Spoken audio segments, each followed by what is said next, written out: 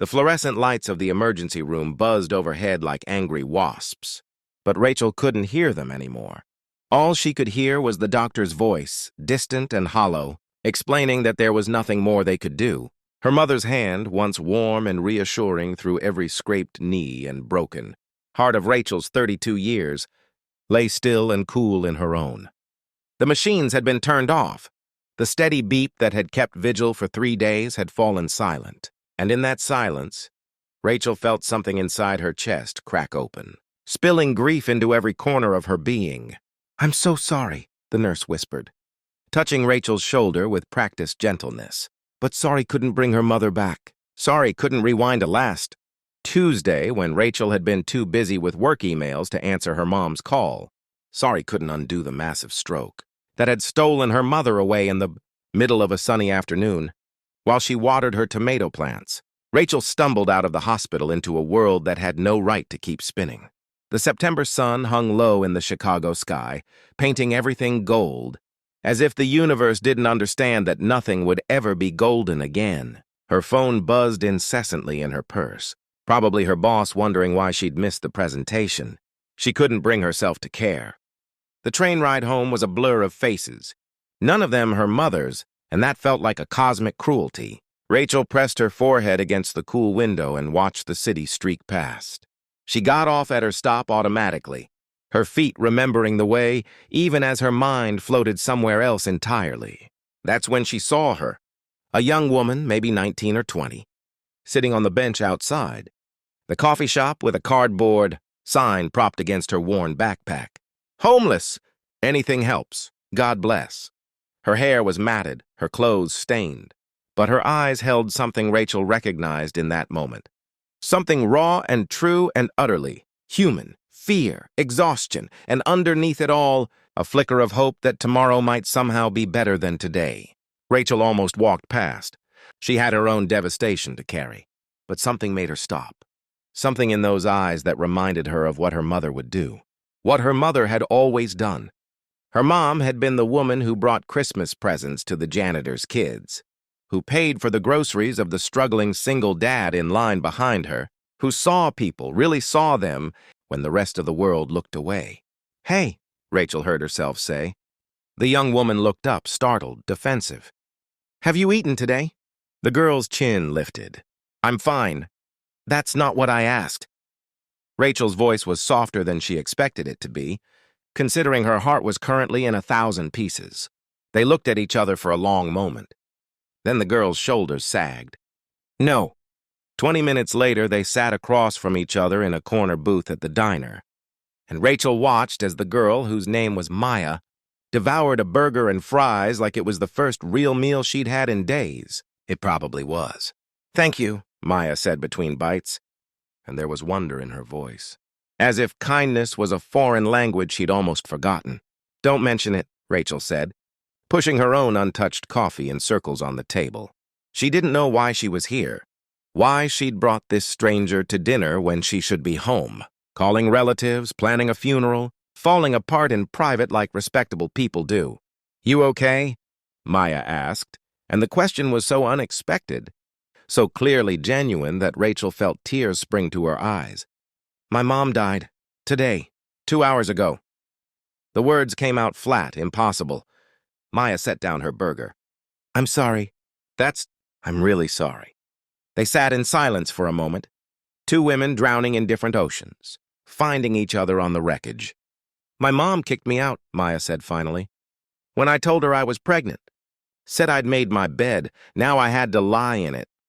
She touched her stomach, barely showing under her loose shirt. "Lost the baby a month later. Miscarriage, but I couldn't go back. Had too much pride, I guess. Been on the street since June." Rachel felt something shift in her chest, the pain spreading out to make room for someone else's hurt. "I'm sorry. No one should have to go through that alone." "Yeah, well," Maya shrugged, but her eyes were wet. "Alone is what I got." Rachel thought about her mother, about all those times her mom had said, "We're never truly alone if we're kind to each other. Kindness connects us all." At the time, it had sounded like greeting card wisdom. Now, sitting across from this broken young woman, it felt like scripture. "Where are you staying tonight?" Rachel asked. There's a shelter on 5th, but they fill up fast. If I don't make it, there's an alcove behind the library that's pretty dry. Rachel made a decision that would have terrified her cautious, practical self from last week. But last week, her mother had been alive. Last week belonged to a different person. Come home with me. Maya's eyes went wide. What? I have a spare room. It's small, but it's warm and dry and has an actual bed. Rachel surprised herself with how steady her voice was. Stay, at least for tonight. You don't even know me. I could rob you. You could, but you won't. Rachel didn't know how she knew this, but she did. Maybe grief had made her reckless. Or maybe her mother's voice in her head was louder than her fear. Please, I could use the company.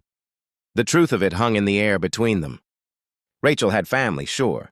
Cousins and aunts and uncles who would rally around her in the coming days. But right now, in this moment, she was alone in a way she'd never been before. And so was Maya. Okay, Maya whispered. Thank you. Rachel's apartment felt different with someone else in it. She gave Maya towels and showed her the shower. Found an old pair of sweatpants and a clean t-shirt. When Maya emerged, pink-faced and damp-haired, she looked younger, more vulnerable. I haven't had a hot shower in 3 months, she said, and her voice broke on the last word. They stayed up late that night, talking in the way strangers sometimes can when the world has cracked them open. Maya talked about her dreams of becoming a teacher, about the boyfriend who'd disappeared when she'd told him about the pregnancy, about the mother she missed every day, even though she couldn't go home. Rachel talked about her mom, about the guilt of missed phone calls and postponed visits, about the way grief felt like drowning on dry land. She sounds like she was amazing, Maya said. She was. She really was. I bet she's proud of you. For this, for helping me.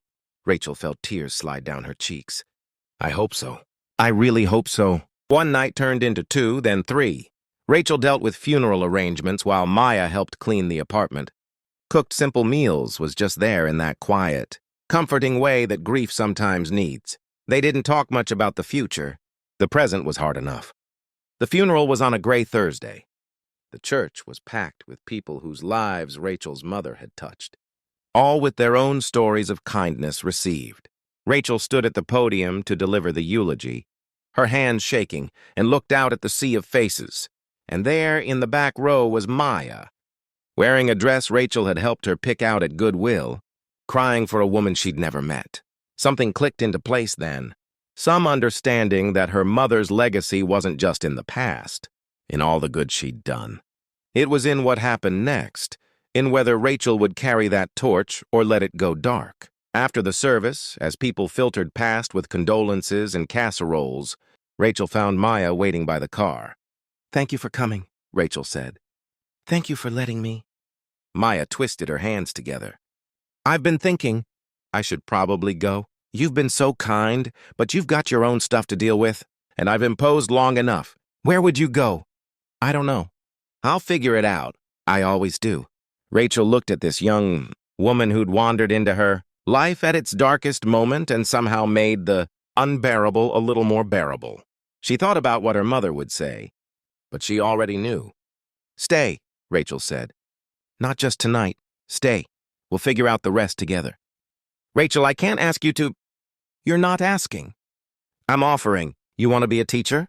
Let's get you enrolled in community college. You need a safe place to land? You've got one. My mom always said family isn't just blood. It's the people who show up. You showed up for me when I needed someone. Let me show up for you. Maya's face crumpled. Why? Why would you do this for me? Rachel pulled her into a hug.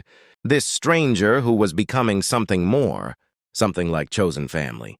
Because kindness connects us all. Because we're not meant to be alone. Because my mom taught me that the only way to honor love is to give it away. They stood there in the church parking lot. 2 women who'd lost everything, finding something in each other, as the September sun finally broke through the clouds. It wasn't a fix. Grief didn't work that way, and neither did healing from homelessness and loss. But it was a beginning.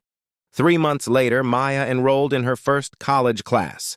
6 months after that, Rachel helped her move into her own small apartment, though they still had dinner together twice a week.